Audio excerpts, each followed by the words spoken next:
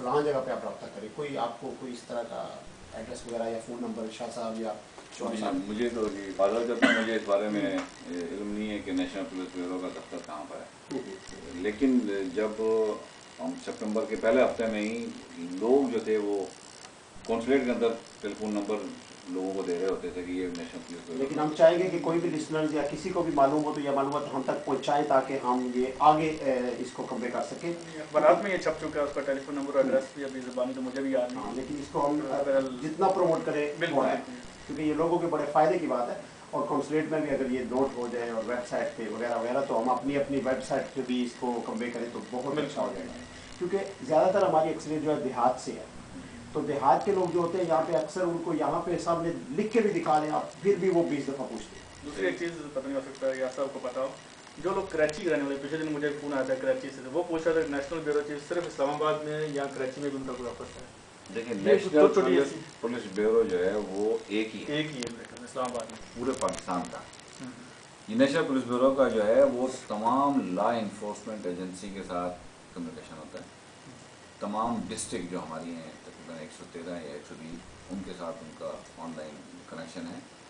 तमाम passport issuing authority के साथ उनका एक कनेक्शन है। तो दफ्तर उनका इस्लामाबाद में, चाहे वो कराची में रहता हो, ठट्टा में रहता हो या वो बाड़े में रहेगा इस्लामाबाद, उसको Islamabad.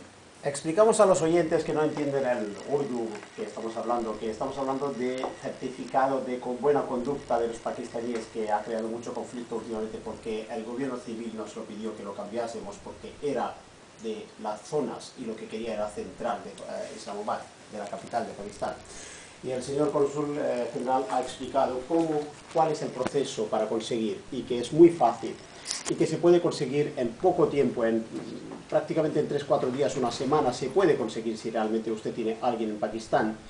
Esto es para aquellas personas que, porque hay parejas, a lo mejor está escuchando la mujer y el marido es pakistaní y ella no sabe cómo hacerlo, pues es muy fácil, y el cónsul general en Barcelona, el de Pakistán, está haciendo un gran labor, y realmente donde le llamamos ahí viene, y realmente estamos agradecidos que hoy esté en Radio La Mina con el programa del señor Abid, aunque sea de música de Bollywood, Nollywood. Hoy es totalmente diferente, ¿no, señor Abid?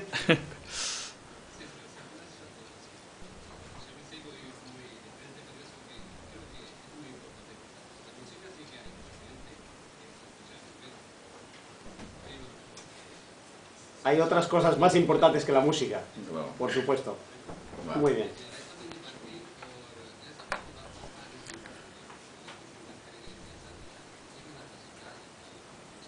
लीजिए।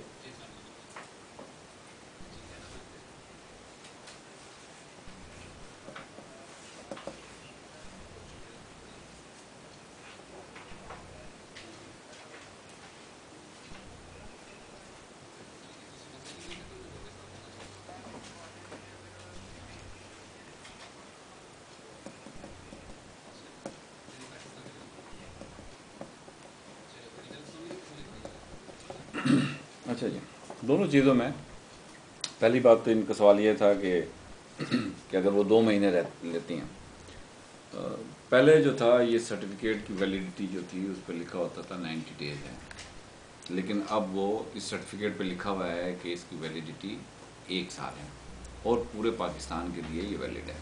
तो वो वाली problem तो चाहे वो 2 महीने लें या 4 महीने लें वो ख़त्म हो गई। दूसरा सवाल इनका क्या था? इनका था कि जिन्होंने जमा करवा चुके जो लोग पापे। इस सिलसिले में हमने कई दफ़ा पर्सनल लेवल के ऊपर मैंने बात की है, यहाँ से कोई क्लियर जवाब हमें उन्होंने नहीं दिया।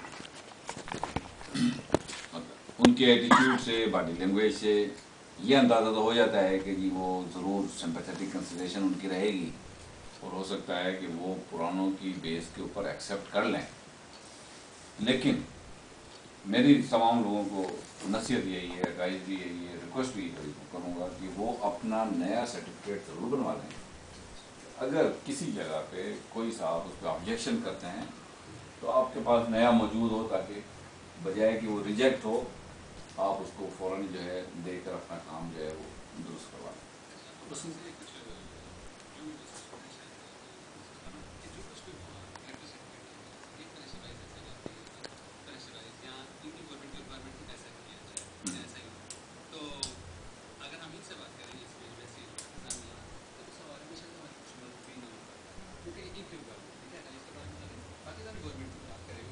नहीं, किस सिलसिले में बात? अब तो मसला खत्म हो गया ना।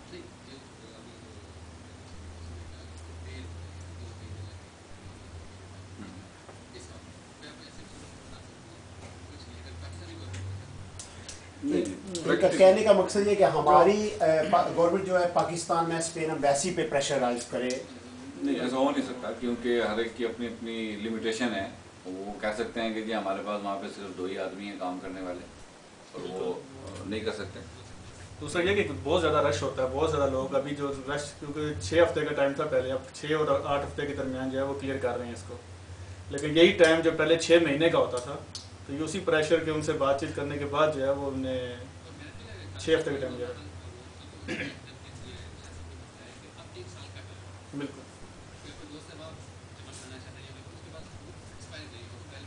बिल्कुल बिल्कुल। दूसरी बात जो यासा भी कह रहे थे कि जिन लोगों के पेपर जमा हैं उनके लिए लाजमी है वो सर्टिफिकेट के बनवा लें, और जिन लोगों के इस वक्त पेंडिंग पड़े हुए हैं वो जैसे ही सर्टिफिकेट लेके जाएंगे तो 1 वीक के अंदर उनका जवाब जो आ जाएगा।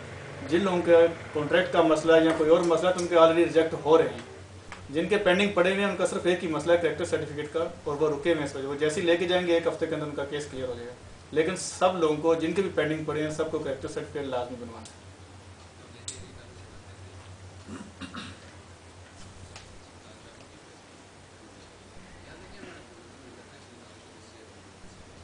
Pues lo importante es, señor Ahmed, que la persona que necesite el certificado de buena conducta, aunque tenga los papeles en el gobierno civil ya admitidos, que lo pida, que lo pida igualmente.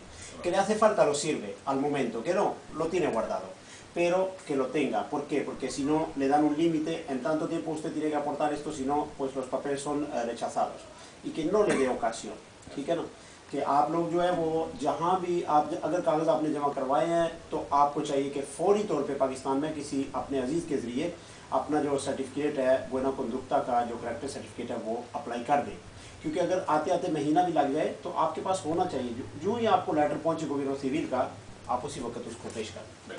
دوسری جہاں اتنی باتیں ہو رہی ہیں میرے خیال میں اس بات کا ذکر بھی ضروری ہے کہ اس معاملے میں جو کچھ بھی ہوا ہماری کانسولیٹ سے لے کر پاکستان نیشنل بیورو آفس تک سبھی لوگ جو ہے مبارکباد کے بھی مستحق ہیں۔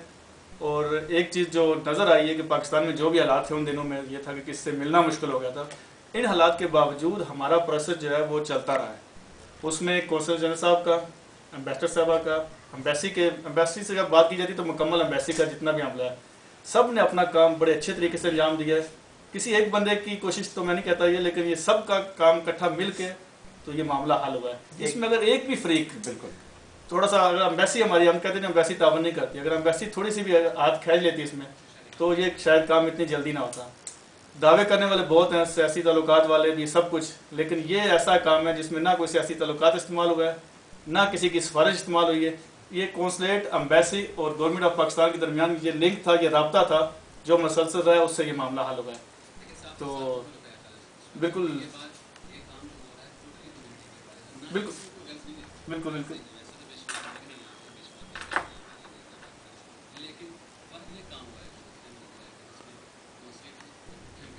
بالکل بیسک جان تھی نا، بیس ہماری جو ہے اس مسئلے کی وہ بارسلونا میں تھی، اور اس بیس پہ جو ہے یار صاحب بیٹھے ہوئے تھے۔